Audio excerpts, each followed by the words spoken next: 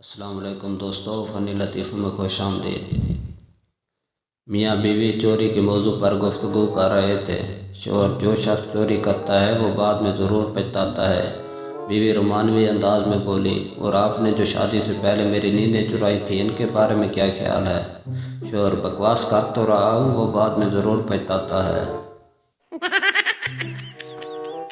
سلطان نے بڑے دربار میں اپنے چہیتے اور ذہین ترین وزیر ایاز سے 3 مشکل ترین سوال پوچھے اور شرط رکھی کہ تینوں کا جواب ایک ہی ہونا چاہیے ورنہ گردن اڑا دی جائے گی۔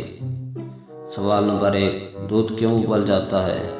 نمبر 2: پانی کیوں بہہ جاتا ہے؟ نمبر 3: سالن کیوں جل جاتا ہے؟ سارے دربار میں سناٹا چھا گیا۔ وزراء کو سانپ سونگھ گیا اور سب اپنی اپنی جگہ بیٹھے سوچنے لگے۔